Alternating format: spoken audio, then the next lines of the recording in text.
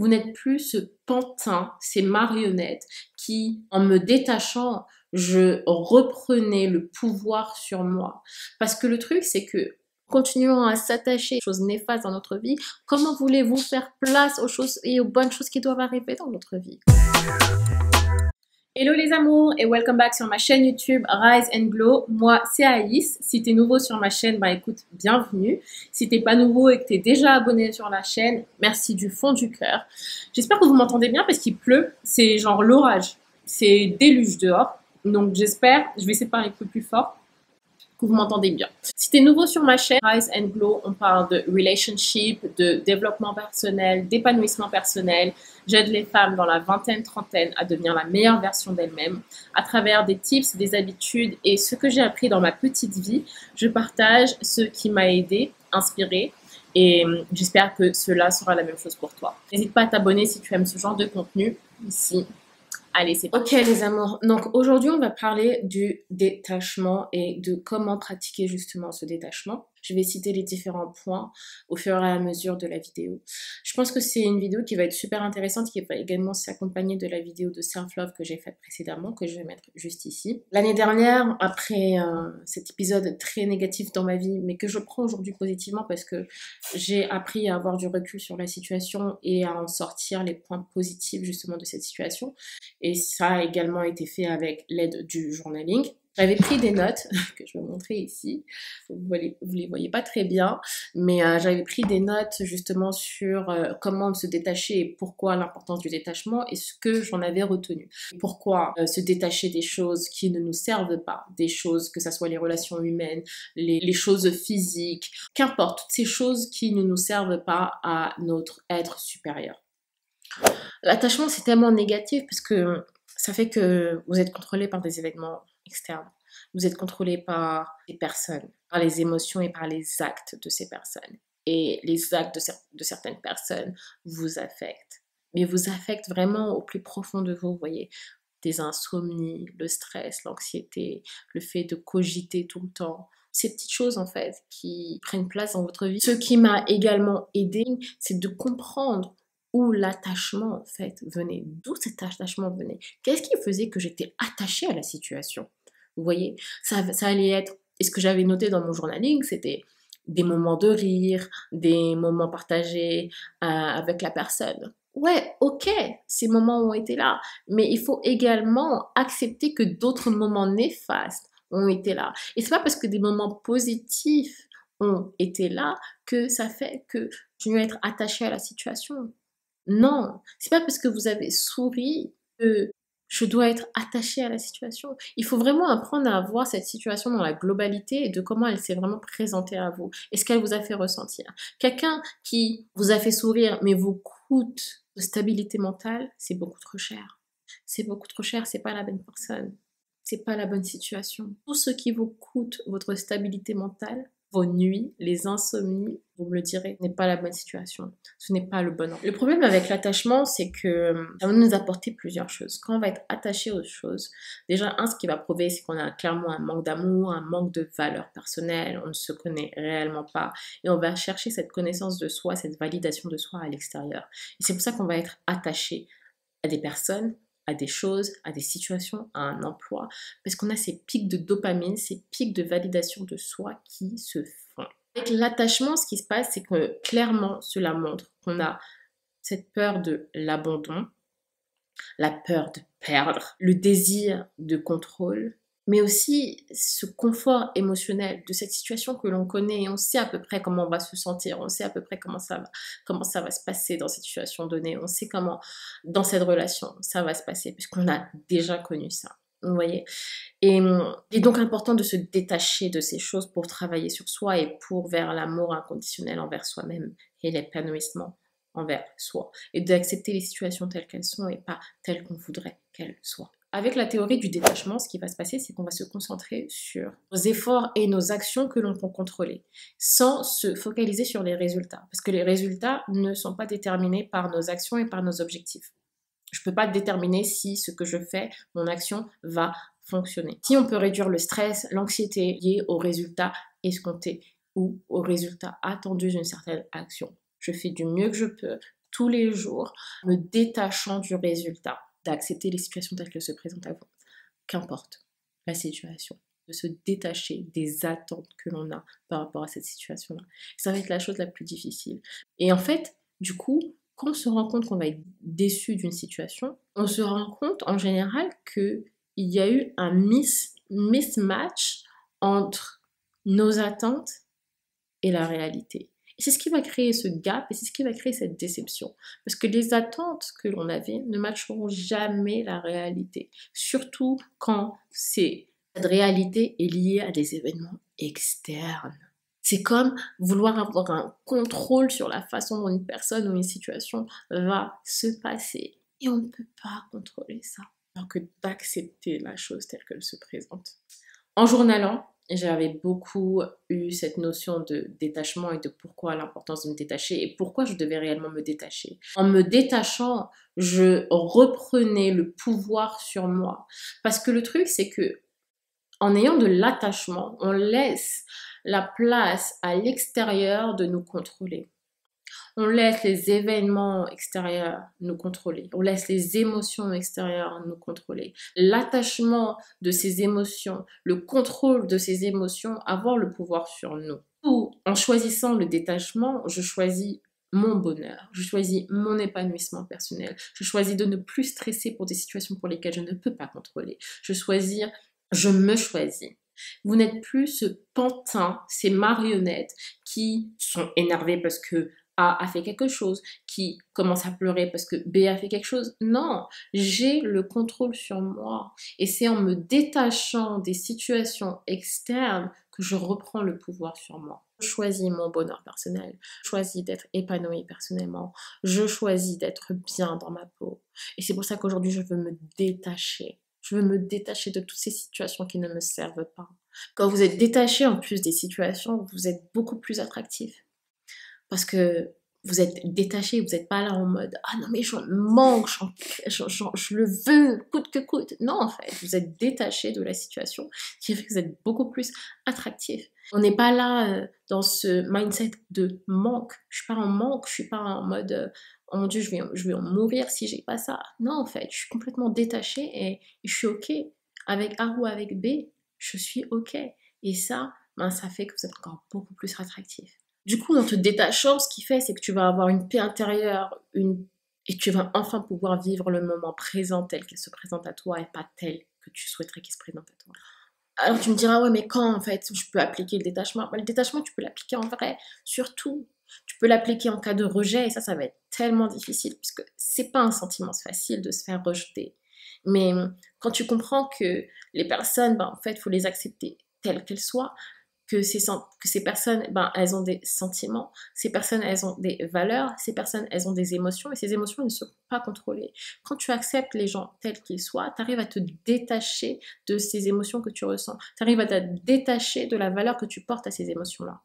Parce qu'au final, ce ne sont que des émotions.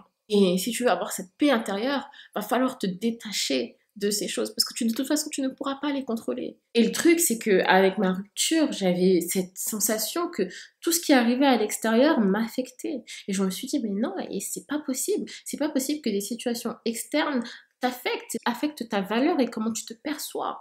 Et via le détachement, mais aussi le travail sur moi, j'ai compris qu'il fallait que je me détache de ces situations externes. Et aujourd'hui je vais vous montrer différents points de comment on peut se détacher. Voir comment se détacher justement va nous aider à nous élever. Non, je souhaiterais parler par rapport au détachement et qui va nous aider aussi à se détacher des personnes ou des choses. Et on va vraiment ici accentuer sur les personnes. C'est que rien n'arrive au hasard dans la vie. Et ça, c'est vraiment ce en quoi je crois. La vie est un voyage. La vie est un voyage où, au fur et à mesure de notre vie, au fur et à mesure des apprentissages, on apprend, on déconstruit pour reconstruire. Et cette reconstruction, cette déconstruction, elle va arriver avec les expériences de la vie, avec certaines rencontres de la vie, avec certaines relations de la vie, qui vont nous mettre en exergue certains traits en nous, ou qui vont accentuer certains défauts en nous, ou qui vont accentuer certaines qualités en nous. Et dès lors que l'on comprend que certaines personnes arrivent dans notre vie que pour certains épisodes, ne sont là que pour certaines saison et qui ne sont pas là pour une éternité, on arrive à se détacher en fait facilement des situations, des personnes. Parce qu'on comprend que ces personnes, de toute façon, elles n'ont jamais été là pour rester ad vitam aeternam dans notre vie. Elles ont été là juste pour nous apporter une leçon, juste pour mettre en exergue certains défauts, certains traumas, certaines qualités de nous, pour nous permettre de nous élever et atteindre ce moi supérieur. Par exemple, dans la relation toxique que j'ai eue, c'était super difficile et pour moi, je pensais vraiment à trouver l'homme de ma vie, même si en vrai, inconsciemment, je savais que c'était pas la bonne personne, vous voyez. Mais on a toujours cette fantaisie, et je reviendrai également là-dessus un peu plus tard, que ça va être la bonne personne. Mais cette personne, au final, je comprends qu'elle a été dans ma vie que pour me montrer les choses pour lesquelles je devais encore travailler sur moi. Et cette chose sur laquelle je devais encore travailler sur moi, c'était vraiment le self-love. Encore avoir un effort. Ces traumas sur lesquels on doit encore travailler, qui n'ont pas encore été résolus. Parce qu'avec le self-love, il y a beaucoup de choses que je n'aurais jamais tolérées. Cette personne, elle ne devait jamais être dans ma vie ad vitam aeternam. Elle était là juste pour un épisode de ma vie, juste pour une saison. Et une fois que j'ai compris ça, il a été beaucoup plus facile pour moi de me détacher. Se détacher, ça ne veut pas dire ne pas avoir d'émotions. Bien au contraire, on peut avoir ces émotions, on peut les analyser, les ressentir, elles sont tout à fait normales. Et bien au contraire, il ne faut absolument pas les rejeter. Il faut vraiment les accepter, les explorer et les comprendre. Vous voyez, et ça, je l'ai fait notamment beaucoup avec le journaling. Journaling que je conseille énormément. D'ailleurs, j'ai créé un guide spécial sur comment journaler en 5 étapes qui te montre comment commencer cette pratique sur le journaling. Très facilement, tu as des canevas et des prompts de journaling à l'intérieur de ce guide pour te faciliter justement cette pratique. C'est disponible dans la description box et ça coûte que 9,99 €. Donc n'hésite pas, tu reçois ton e-book directement. Donc ces personnes ne sont là que pour une saison, que pour un épisode dans ta vie. Et au final, aujourd'hui, j'éprouve de la gratitude pour ces expériences de vie, vous voyez, parce que ces expériences de vie m'ont permis justement de m'élever. Et c'est beaucoup plus facile aujourd'hui de me détacher de ces expériences, de ces émotions, qu'il n'a été auparavant, une fois que j'ai compris ça. En se détachant également, on va créer de l'espace pour ce qui doit réellement arriver dans notre vie. En continuant à s'attacher aux choses néfastes dans notre vie, comment voulez-vous faire place aux choses et aux bonnes choses qui doivent arriver dans notre vie? Comment? On est là à attraper, à agripper cette chose qui ne doit pas rester dans notre vie, qui n'est là que pour une saison, qui n'est là que pour un épisode. Comment voulez-vous que les bonnes personnes ou que les bonnes situations arrivent dans votre vie si vous vous attachez aux choses qui ne doivent pas rester? C'est pas possible. Le truc avec le détachement, ce qui va se passer, c'est que ça va vous obliger à fermer une porte pour en ouvrir une autre. On va pas faire ça en étant attaché. Il va falloir fermer la porte pour pouvoir ouvrir une autre. Il va falloir tourner la page pour accéder au prochain chapitre. On ne pourra pas accéder au prochain chapitre en continuant à lire le chapitre précédent. C'est pas possible. Le détachement, il va également se faire avec cette notion de self-love. Le self-love. Si j'ai pas d'amour personnel pour moi, si je ne connais pas ma valeur pour moi, il va être très difficile de me détacher parce que je vais attacher ma valeur à des événements externes. Je vais attacher ma valeur à mon travail. Je vais attacher ma valeur à la relation amoureuse que j'ai. Je vais attacher ma valeur à si une personne m'aime ou ne m'aime pas. Et je vais être sans pouvoir sur moi. Et aujourd'hui, je veux reprendre ce pouvoir sur moi. Donc, je suis obligée de me détacher de ces émotions. Je suis obligée de me détacher de ces personnes. Je suis obligée de me détacher de ce que ces personnes me font me ressentir. Parce que de toute façon, tout ce qui est à l'extérieur de moi ne me définit pas. Et en s'attachant à l'extérieur, ça montre clairement qu'il y a un manque d'amour personnel. Parce que je vais chercher ma valeur à l'extérieur de moi. Je vais chercher ma valeur dans une relation. Je vais chercher ma valeur à combien une autre personne m'aime. Non.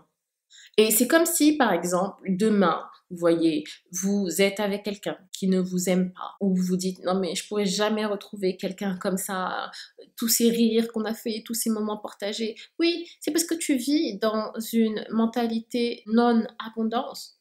Si tu es dans cette mentalité d'abondance, tu sais que demain, tu trouveras mieux. Si c'est pas aujourd'hui, c'est demain. L'univers est abondant, mais tout change en fonction de comment tu vas penser. Si tu penses que tu n'auras jamais mieux, si tu penses que tu n'auras jamais assez, tu n'auras jamais assez et tu n'auras jamais mieux. Mais si tu penses que demain sera mieux et que de toute façon tu trouveras, alors tu trouveras. Ça arrivera. Sois patient. Sois patient. Et cette mentalité de non-abondance, c'est de penser qu'en fait, tu n'es pas assez bien. Et c'est penser ne pas être assez bien pour ne pas trouver mieux demain. Je suis pas assez bien, donc je suis sûre que je trouverai pas demain.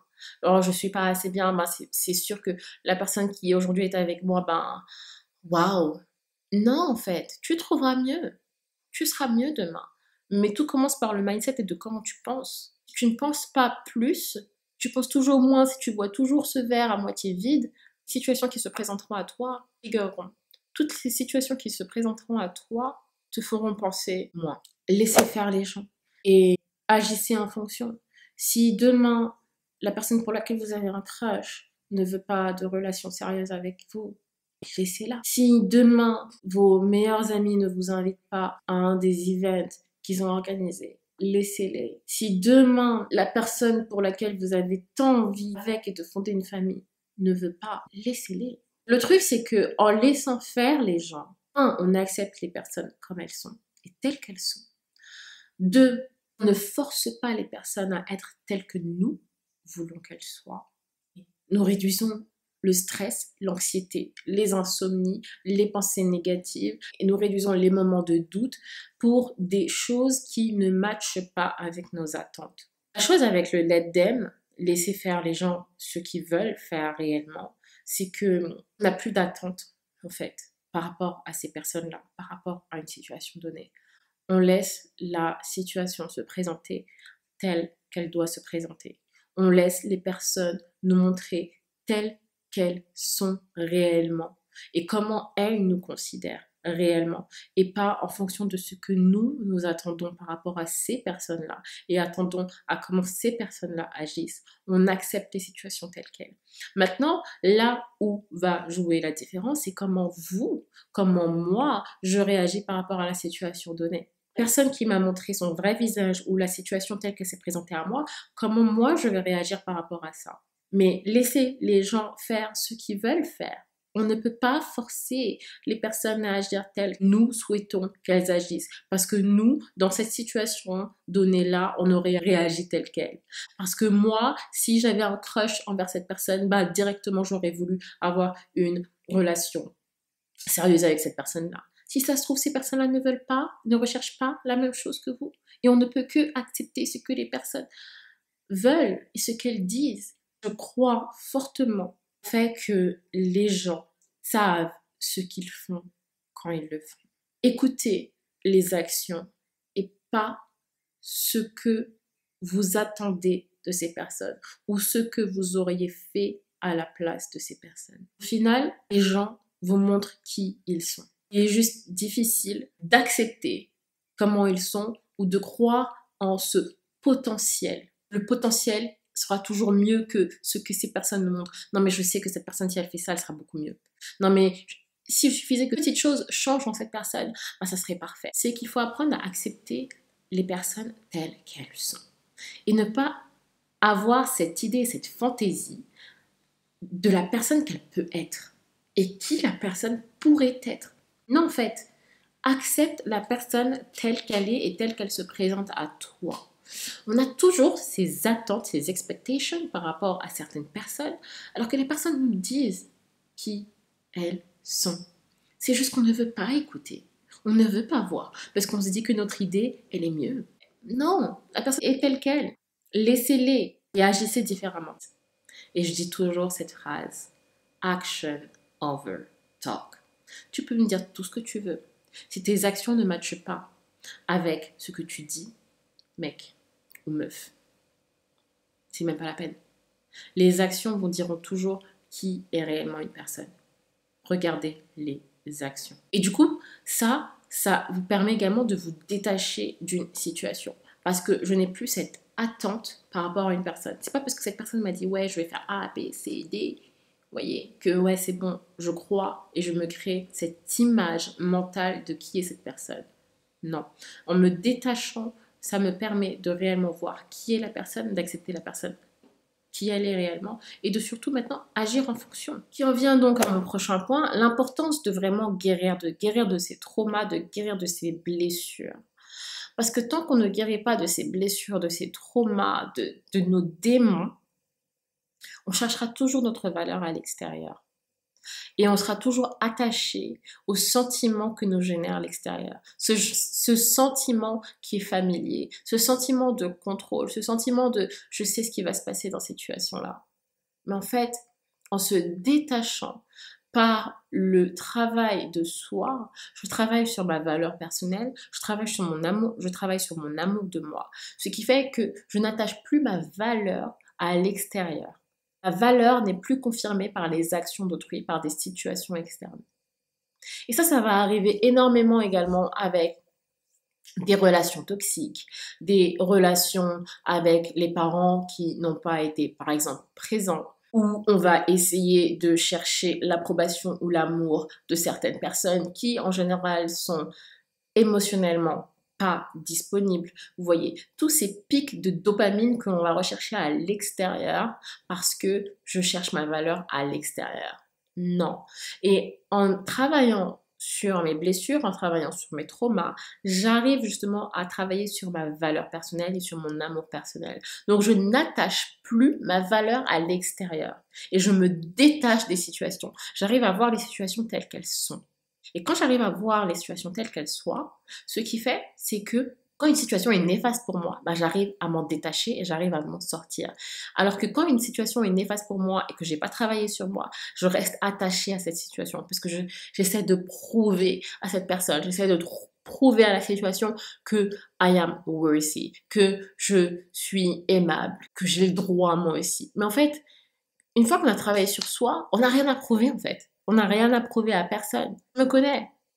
Je connais ma valeur. Je sais qui je suis. J'ai de l'amour pour moi. Donc, j'arrive à me détacher des situations qui ne me servent plus. Bon, les amours, la vidéo se termine enfin. Bon, les amours, la vidéo se termine. J'espère qu'elle vous aura plu. Elle s'accompagne également de la vidéo du self-love que j'ai faite, que je vous ai déjà pin. Je vous conseille vraiment de la regarder. Et se détacher, c'est vraiment la voie vers l'épanouissement personnel.